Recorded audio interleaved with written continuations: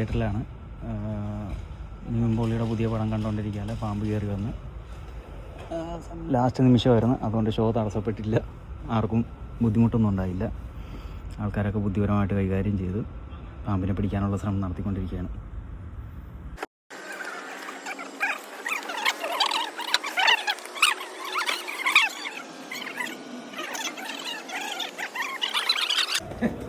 പാമ്പ് പോലെ